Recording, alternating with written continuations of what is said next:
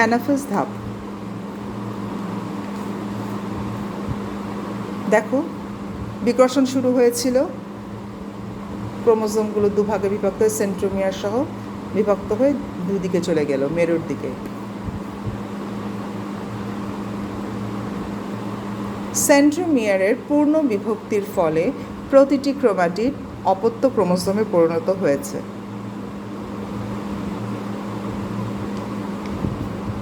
আগে যে এটি হোমোলোগাস ক্রোমোজোমের একটি ক্রোমোজোমে একজোড়া ক্রোমোজোমের একটির যে বাহু বিভক্ত হয়েছিল, যাকে আমরা সিস্টার ক্রোমাটিড বলেছি, এবং এর আগের ধাপে আমরা দেখেছি যে সিস্টার ক্রোমাটিডগুলো সেন্ট্রোমিয়ার স্পিন্ডল তন্তুর সাথে যুক্ত ছিল, কিন্তু সিস্টার ক্রোমাটিডগুলো বিপরীতমুখী হয়েছিল, বিপরীতমুখী হয়ে উভয় মেরুর দিকে মুখ করেছিল, অর্থাৎ আকর্ষণ কমে বিকর্ষণ শুরু হচ্ছিল, এবং তারই ধারাবাহিকতায় ওই বিকর্ষণের কারণে সেন্ট্রোমিয়ার বিভক্ত হয়ে এই দুভাগে বিভক্ত হয়ে গেছে একটি ক্রোমোজোম, এবং দুটো অপত্য ক্রোমোজোম সৃষ্টি করেছে। অপত্য ক্রোমোজোমগুলোর মধ্যে একটি বিকর্ষণ শক্তির উদ্ভব ঘটে, ফলে এরা বিপরীত মেরুর দিকে দেখো গমন করে। অপত্য ক্রোমোজোমের মেরু অভিমুখী চলনে যখন এটা মেরুর দিকে যায়, তখন এই সেন্ট্রোমিয়ারটা আগে থাকে, বাহুগুলোটা পিছনে থাকে। সেন্ট্রোমিয়ার অগ্রগামী, বাহুদ্বয় অনুগামী, সেন্ট্রোমিয়ারকে অনুসরণ করে।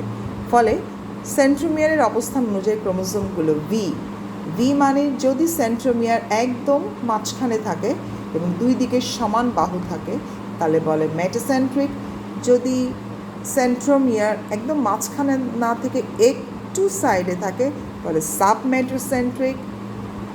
যদি সেন্ট্রোমিয়ার একটু মাঝখান থেকে একটু বাদে আরও একটু সাইডে থাকে কিন্তু প্রান্তে না, তাহলে বলে অ্যাক্রোসেন্ট্রিক, যেটাকে জে শেপ দেখায়। আর যদি সেন্ট্রোমিয়ার একদম বাহুর প্রান্তে থাকে তাহলে বলে টেলোসেন্ট্রিক। এই অ্যালফাবেটগুলো দিয়ে সেন্ট্রোমিয়ার সহ ক্রোমোজোমের আকার বোঝানোর চেষ্টা করা হয়েছে, আকার ধারণ করে।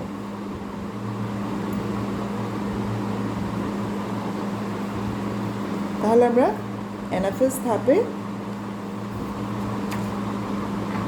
দেখলাম কি দুটো অপত্য ক্রোমোজোমে পরিণত হচ্ছে এবং মেরু অভিমুখী চলন। এরপর আমাদের সর্বশেষ ধাপ telophase.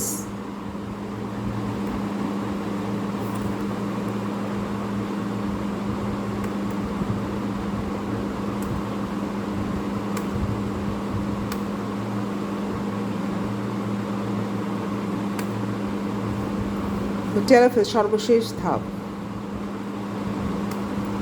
Nuclear membrane, nucleolus, chromosome, কোষপ্লেট, লুপ্তপ্রায় স্পিন্ডল তন্তু, অপত্য নিউক্লিয়াস।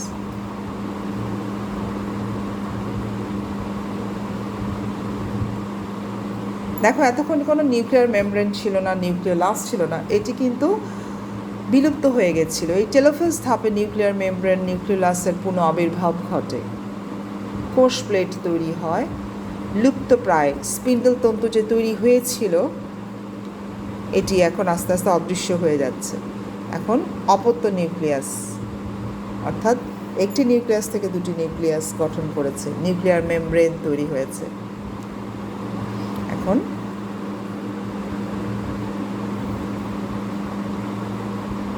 দুটি কোষে পরিণত হবে টেলোফেজে। এটি মাইটোসিসের শেষ পর্যায়ে। এখানে টেলোফেজের ঘটনাগুলো পর্যায়ক্রমে বিপরীতভাবে ঘটে। ক্রোমোজোমগুলোর পানি যোজন করতে থাকে, যেটা প্রোফেজে ছিল পানি বিয়োজন, এখানে যোজন সরু ও লম্বা হতে থাকে এবং নিউক্লিয়ার রেটিকুলাম গঠন করে এবং নিউক্লিওলাসের পুনরাবির্ভাব ঘটে, যেটা আমরা দেখলাম ভিডিওতে। নিউক্লিয়ার রেটিকুলামকে ঘিরে পুনরায় নিউক্লিয়ার মেমব্রেন সৃষ্টি হয়, এটা আমরা দেখলাম। ফলে দুটো মেরুতে দুটি অপত্য নিউক্লিয়াস গঠিত হয়। স্পিন্ডল যন্ত্রের কাঠামো ভেঙে পড়ে, তন্তুগুলো অদৃশ্য হয়ে যায় এবং পর্যায়ের শেষে বিষুবীয় তলে মাঝখান বরাবর এন্ডোপ্লাজমিক জালিকার ক্ষুদ্র অংশগুলো জমা হয় এবং পরে এরা মিলিত হয়ে কোষপ্লেট গঠন করে, সেটা আমরা দেখেছি। সাইটোপ্লাজমিক অঙ্গাণুগুলোর সমবন্টন ঘটে, মানে সাইটোপ্লাজমের যেসব অঙ্গাণু থাকে দুটি নিউক্লিয়াস দুই জায়গাতে সমানভাবে বণ্টিত হবে, বিভাজিত হয়ে অবস্থান করবে, ফলে দুটো অপত্য কোষ বা ডটার সেল তৈরি করবে।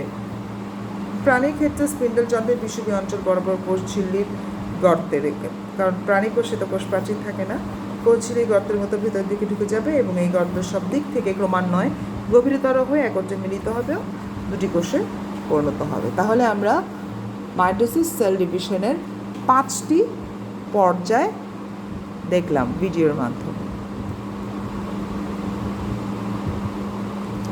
এখন মাইটোসিস সেল ডিভিশনের একসাথে একটি দেওয়া হলো যে মাতৃকোষ এবং অপত্য কোষ। দেখো এটা হচ্ছে মাতৃকোষ,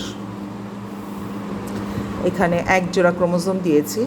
আসলে হিউম্যান বডিতে 23 জোড়া ক্রোমোজোম থাকে। এখন একসাথে অনেকগুলো ক্রোমোজোমের দেখলে তোমরা বুঝতে পারবে না, কিন্তু 1 জোড়া ক্রোমোজোম দিয়েই তোমাদের বইয়ে বিভিন্ন জায়গায় বোঝানোর চেষ্টা করে স্টুডেন্টদের। 1 জোড়া ক্রোমোজোম হোমোলোগাস ক্রোমোজোম, একটি বাবা একটি মা থেকে এসেছে। এখন এটা বিভাজিত হচ্ছে, অর্থাৎ সিস্টার ক্রোমাটিড। ক্রোমোজোমের বাহুগুলো সেন্ট্রোমিয়ারের 2 প্রান্তে 2টি অংশে বিভক্ত হলে ক্রোমাটিড গঠন করছে। তারপর তারা ঠিক মাঝখান বরাবর অবস্থান করে। মাঝখান বরাবর অবস্থান করার পরে দুটো অংশে দুই দিকে 2 মেরুতে চলে যায় অংশগুলো। তারপরে দুটো কোষ, অর্থাৎ নিউক্লিয়াসে একবার বিভাজন এবং ক্রোমোজোমেরও একবারই বিভাজন। এই অবস্থায় দুটো অপত্য কোষ পেলে দেখো মাতৃকোষের ক্রোমোজোম সংখ্যা অপত্য কোষের ক্রোমোজোম সংখ্যা একদম সমান।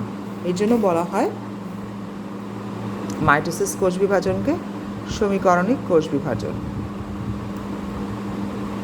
মাইটোসিসের গুরুত্ব।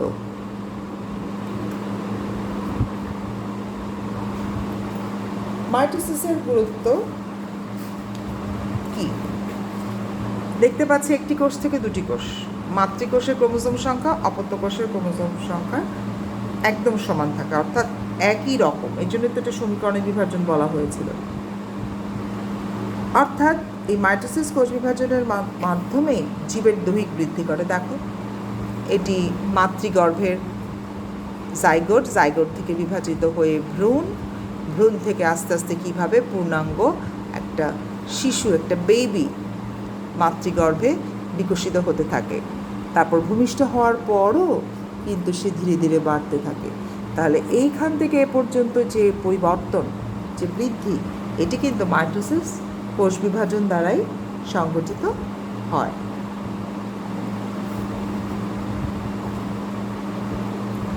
কিন্তু মাইটোসিস কোষ বিভাজন যেহেতু দেহের বৃদ্ধির সাথে জড়িত, জীবকোষের বা জীবের বৃদ্ধি, কিন্তু এই মাইটোসিস কোষ বিভাজন যদি অনিয়ন্ত্রিতভাবে ঘটে তাহলে কিন্তু আবার হিতে বিপরীত হবে। কোনোভাবে যদি কোনো কোষের মাইটোসিস কোষ বিভাজনের যে প্রোটিনটা নষ্ট হয়ে যায়, প্রোটিন হচ্ছে আমাদের সংশ্লেষণ হয় এবং যা কোড গঠন করে বিভিন্ন সংকেত দেয় বিভিন্ন কোষে। তো এখানে যদি সেই মাইটোসিস কোষ বিভাজনের সংকেতটি নষ্ট হয়ে যায়, প্রোটিনটি নষ্ট হয়ে যায়, তাহলে কিন্তু ক্যান্সার কোষের সৃষ্টি হয়। তখন অনিয়ন্ত্রিত কোষ বিভাজন ঘটে। দেখো সাধারণত 1 থেকে 2টি, এটা হচ্ছে সাধারণ নর্মাল। এখানে দেখো 1 থেকে 2টি, এ পর্যন্ত ঠিক ছিল, এখানে এসে অনিয়ন্ত্রিত হয়ে গেছে। এটিকে বলা হয় ক্যান্সার সেল ডিভিশন। কোনো কারণে এখানে কোষটি ক্যান্সার কোষে পরিণত হয়েছে, তার মাধ্যমে এরকম বিভাজিত হয়ে একটা বৃদ্ধি তৈরি করে এবং সেখান থেকে প্রথমে টিউমার, পরেই সেখান থেকে আরও খারাপ অবস্থায় যে ক্যান্সার সৃষ্টি করে। অর্থাৎ মাইটোসিস কোষ বিভাজন প্রক্রিয়া 1 থেকে 2টি, 2টি থেকে 4টি, এভাবে কোষের সংখ্যা বাড়তে থাকে। কিন্তু কোষ বিভাজনটি প্রক্রিয়াটি নিয়ন্ত্রিত থাকে, কিন্তু কোনো কারণে এই নিয়ন্ত্রণ নষ্ট হয়ে গেলেই অস্বাভাবিক কোষ বিভাজন চলতে থাকে। এর ফলে টিউমার সৃষ্টি হয়। প্রাণঘাতী টিউমারকে ক্যান্সার বলে। ক্যান্সার কোষ একটি নিয়ন্ত্রণহীন অস্বাভাবিক কোষ বিভাজনের ফল। তোমরা জানো এখন হিউম্যান বডির যে কোনো অঙ্গে ক্যান্সার সৃষ্টি হয়। গবেষণায় দেখা গেছে বিভিন্ন ধরনের রোগ জীবাণু, কেমিক্যাল কিংবা তেজস্ক্রিয়তা ক্যান্সার কোষ সৃষ্টিতে সহায়তা করে। অনেক কারণ ক্যান্সার সৃষ্টি হওয়ার। কোন কারণে কোন কোষটা কখন ক্যান্সার কোষে পরিণত হয়েছে এটা কিন্তু আমরা সচেতনভাবে জানি না, বা সেল ডিভিশন হয়ে যাচ্ছে, ক্যান্সার সেল গঠন হয়ে যাচ্ছে, তখনও কিন্তু মানুষ জানে না, কারণ লক্ষণ প্রকাশ পরে পায়। সহস্রাধিক জিনকে ক্যান্সার কোষ তৈরিতে সহায়ক হিসেবে শনাক্ত করা হয়েছে। সহস্রাধিক জিন মানে জীবের ক্রোমোজোমে অবস্থিত যে জিন যা জীবের বৈশিষ্ট্য বহন করে, এরকম হাজারেরও বেশি জিন আছে যা শনাক্ত করা হয়েছে এর পর্যন্ত, যা ক্যান্সার কোষ তৈরিতে সহায়ক। উদাহরণ দেওয়ার জন্য বলা যায় হিউম্যান প্যাপিলোমা ভাইরাসের E6 এবং E7 নামের দুটি জিন এমন কিছু প্রোটিন সৃষ্টি করে যা কোষ বিভাজন নিয়ন্ত্রণ প্রোটিন অণুসমূহকে স্থানচ্যুত করে। এর ফলে কোষ বিভাজনের নিয়ন্ত্রণ নষ্ট হয়ে যায় এবং সৃষ্টি হয় জরায়ু মুখের টিউমার। এটি সাধারণত মেয়েদের হয়ে থাকে, জরায়ুর মুখে টিউমার। অনেক সময় এই দুটি জিন পোষক কোষের, অর্থাৎ যে কোষটি এই জিন ধারণ করছে, পোষক কোষের জিনের সাথে একীভূত হয়ে যায় এবং কোষের বৃদ্ধি নিয়ন্ত্রণকারী প্রোটিন অণুগুলোর কাজ বন্ধ করে দেয়, সৃষ্টি করে ক্যান্সার। অর্থাৎ এই জিনটি ক্যান্সার জিন বা ক্যান্সার কোষ তৈরিতে কাজ করে। তাহলে আমরা জানলাম মাইটোসিস কোষ বিভাজনের গুরুত্ব। এখন আমরা জানব মিওসিস কোষ বিভাজন সম্পর্কে। মিওসিস বিভাজনে এক চক্রে, আসলে মিওসিস কোষ বিভাজনটা দুটি পর্যায়ে বিভক্ত, একটি মিওসিস 1 বা মিওসিস 1, অপরটি মিওসিস 2। মিওসিস 1 থেকে মিওসিস 2টা একটু অন্যরকম, কিন্তু মিওসিস 2টা হুবহু মাইটোসিসের ন্যায়। মিওসিস 1টা আমাদের ভালোভাবে বুঝো, মিওসিস 1-এ কী হয় বা প্রথম ধাপে কী হয়। মিওসিস বিভাজনের এক চক্রে নিউক্লিয়াস দুবার বিভাজিত হয়। দেখো এটি হচ্ছে প্রাথমিক কোষ, এটা ডিপ্লয়েড কেন? দুপ্রস্থ ক্রোমোসোম আছে, এই যে হোমোলোগাস ক্রোমোসোম এক জোড়া, এখানে এক জোড়া, ঠিক আছে? তাহলে এখানে কয় জোড়া ক্রোমোসোম? 2 জোড়া ক্রোমোসোম, অর্থাৎ 2 জোড়া হোমোলোগাস ক্রোমোসোম।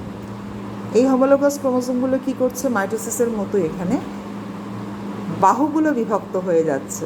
যখন বাহুগুলো বিভক্ত হয়ে যায় তখন বলা হয় ক্রোমাটিড। একটু আগেও বলেছি, দেখো বাহুগুলো বিভক্ত হয়ে যাচ্ছে।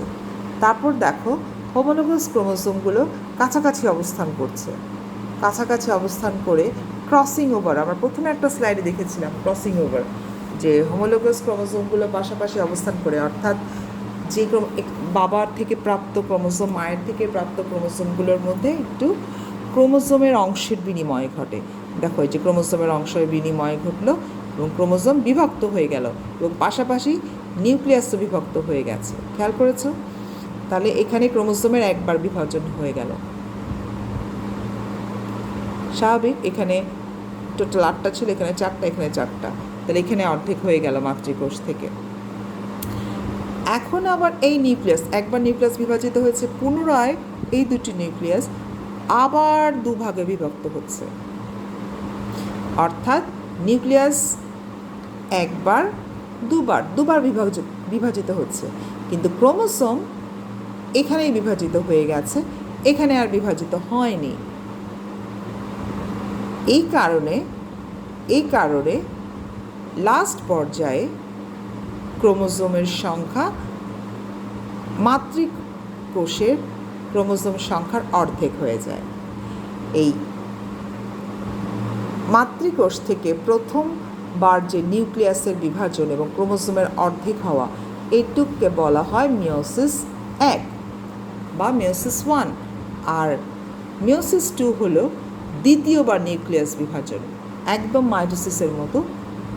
এরা বিষুবীয় অঞ্চলে অবস্থান করে, সেন্ট্রোমিয়ার বিভাজিত হয়ে যায়, তারপর অর্ধেক অংশ এখানে চলে যায়, অর্ধেক অংশ এখানে চলে যায়, অর্থাৎ মাইটোসিস সেল ডিভিশনের অনুরূপ।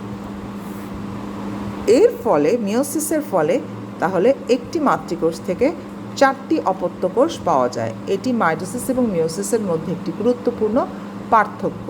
মাইটোসিস কোষ বিভাজনে 1টি থেকে 2টি এবং মিওসিস কোষ বিভাজনে 1টি থেকে 4টি কোষ তৈরি হচ্ছে। আর একটা গুরুত্বপূর্ণ পার্থক্য হচ্ছে মাইটোসিস কোষ বিভাজন ছাত্রীরা দেহকোষে ঘটে, দেহের বৃদ্ধি ঘটায়, কিন্তু মিওসিস কোষ বিভাজন দেহকোষে ঘটে না। মিওসিস কোষ বিভাজন ঘটে জনন মাতৃকোষে। জনন মাতৃকোষে মিওসিস কোষ বিভাজন ঘটে এরকম 4টি গ্যামেট সৃষ্টি করে। পুরুষ দেহে পুং গ্যামেট সৃষ্টি করবে, স্ত্রী দেহে স্ত্রী গ্যামেট সৃষ্টি করবে। তাহলে আমরা বুঝতে পেরেছি মিওসিস কোষ বিভাজন। আর ছাত্রীরা মিওসিস কোষ বিভাজনকে হ্রাসমূলক কোষ বিভাজন বলা হয়। হ্রাস কেন? কারণ মাতৃকোষে ক্রোমোসোম সংখ্যার অর্ধেক সংখ্যক ক্রোমোসোম অপত্য কোষে থাকে, তাই মিওসিস কোষ বিভাজনকে হ্রাসমূলক কোষ বিভাজন বলে। এবং অর্থাৎ টুয়াইসেন থেকে এন হয়ে যায় মিওসিস কোষ বিভাজন।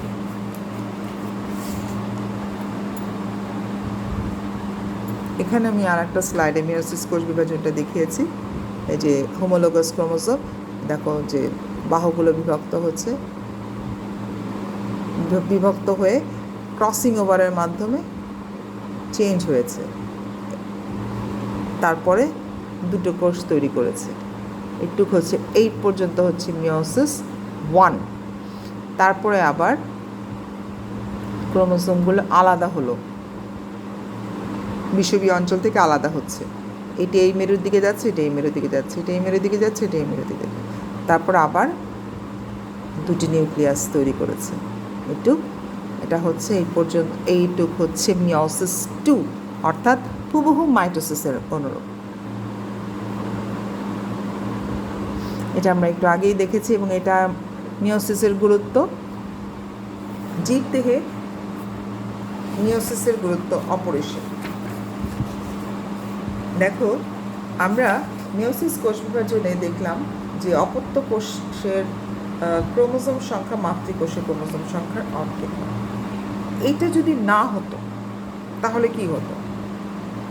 যদি মাইটোসিসের মতো মাতৃকোষের ক্রোমোসোম সংখ্যার হুবহু অপত্য কোষে ক্রোমোসোম আসতো। আর আমি একটু আগেই বলেছি যে মিওসিস কোষ বিভাজনে 4টি গ্যামেট সৃষ্টি করে। মাতৃকোষ ডিপ্লয়েড, গ্যামেটগুলো হ্যাপ্লয়েড।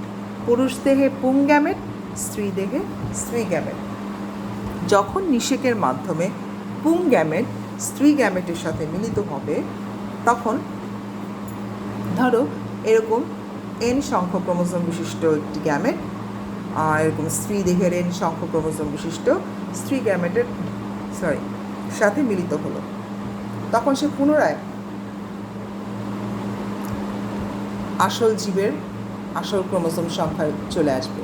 কিন্তু মাইটোসিসের মতো যদি গ্যামেটেও এই মাতৃকোষের ক্রোমোসোম সংখ্যা থাকতো, তাহলে যখন গ্যামেটের মিলন হতো বা একত্রিত হতো নিষেকের মাধ্যমে, তখন ক্রোমোসোম সংখ্যা 4n হয়ে যেত, টুয়াইসেন থেকে 4n।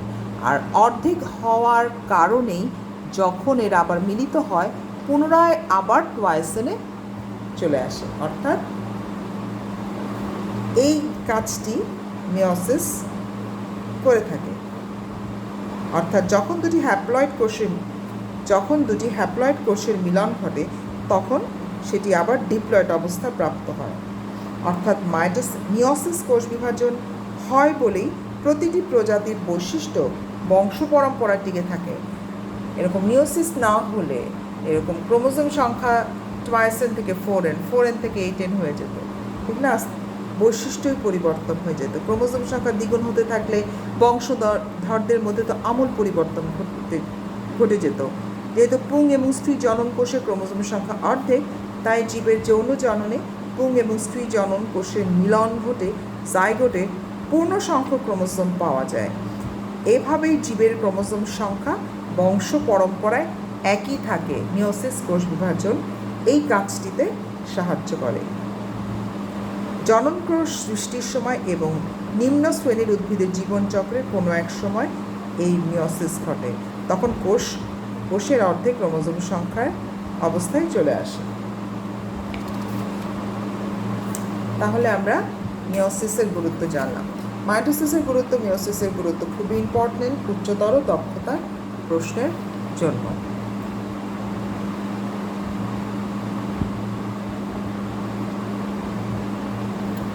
আর মিওসিসে আর একটা যে জিনিসটি ঘটে, যে ক্রসিং ওভারের মাধ্যমে যে একটা ভিন্ন বৈচিত্র্যতা আসে ক্রোমোজোমে, এতে করে কি হয়, জেনেটিক ডাইভার্সিটি ঘটে। ঠিক আছে, এতে করে প্রজাতির বৈচিত্র্য, ক্রোমোজোমের বা জেনেটিক বস্তুর সমতা রক্ষা করা ছাড়াও, যেটা আমি বলেছি যে জাইগোট সৃষ্টি হয়, ফলে পুনরায় টুয়াইসেন হয়ে যায়, এটি হচ্ছে জেনেটিক বস্তুর সমতা রক্ষা করছে। আরেকটি গুরুত্বপূর্ণ কাজ মিওসিস করে জিনগত বৈচিত্র্য। এই ক্রসিং ওভারের মাধ্যমে জিনগত বৈচিত্র্য সৃষ্টি হয়। জিনগত বৈচিত্র্য বজায় রাখাও মিওসিসের একটি গুরুত্বপূর্ণ অবদান। যৌন জনন করে এমন সকল জীবে মিওসিসের মাধ্যমে একই সাথে জিনগত বৈচিত্র্য সৃষ্টি হয়ে থাকে।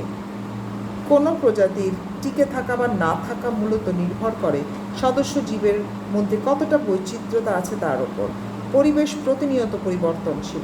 সেই সব প্রজাতি টিকে থাকে যাদের মধ্যে কিছু সদস্যদের মধ্যে সেই পরিবর্তিত পরিবেশের সাথে খাপ খাইয়ে নেওয়ার মতো বৈশিষ্ট্য থাকে এবং তারাই টিকে থাকতে পারে শেষ পর্যন্ত। যদি কোনো প্রজাতির জীবদের মধ্যে বৈচিত্র্যতা কম থাকে, তাহলে নতুন কোনো পরিবেশে খাপ খাওয়ানোর মতো বৈশিষ্ট্য কারোর মধ্যে থাকার সম্ভাবনা কম থাকবে। ফলে হয়তো পুরো প্রজাতি একসময় বিলুপ্ত হয়ে যাবে। আর যদি কোনো প্রজাতির জীবদের মধ্যে বৈচিত্র্যতা বেশি থাকে, তাহলে নতুন কোনো পরিবেশে খাপ খাওয়ানোর মতো বৈশিষ্ট্য কারোর মধ্যে থাকার সম্ভাবনা থাকবে। তখন যদি বড় কোনো বিপদও আসে, তবু তার অন্তত কিছু সদস্য তো বেঁচে থাকবে। এবং তাই মিওসিস কোষ বিভাজন জীবের জিনগত বৈচিত্র্য সৃষ্টি করে প্রজাতির টিকে থাকার সম্ভাবনা বাড়িয়ে দেয়। ঠিক আছে, তাহলে আমরা জানলাম যে জিনগত বৈচিত্র্য, কারণ এখানেই দেখতে পাচ্ছি যে 4টি যে ক্রোমোজোম, এরা যে এক একটা কোষ গঠন করবে, গ্যামেট গঠন করবে। দেখো, এক একটা গ্যামেটে এক এক ধরনের ক্রোমোজোম, একটা থেকে একটা আলাদা, এবং এর মাধ্যমেই যে জাইগোট তৈরি হবে, সেই জাইগোটেও আসবে ভিন্নতা। ঠিক আছে, এই গেল আমাদের মিওসিসের গুরুত্ব।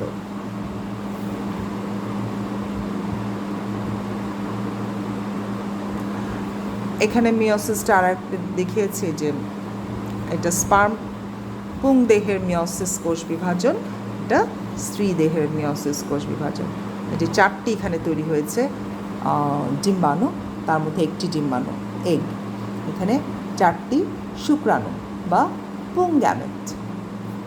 এই যে মাতৃকোষ, জনন মাতৃকোষে মিওসিস কোষ বিভাজনের মাধ্যমে 4টি তৈরি করেছে। প্রথমে এখানে নিউক্লিয়াসের বিভাজন দেখতে পাচ্ছি, ক্রোমোজোমেরও বিভাজন হয়ে গেল, 2টো নিউক্লিয়াস। এখন এখান থেকে আরও 2টো নিউক্লিয়াস, কিন্তু ক্রোমোজোমের কোনো বিভাজন ঘটেনি, ফলে 4টি কোষ।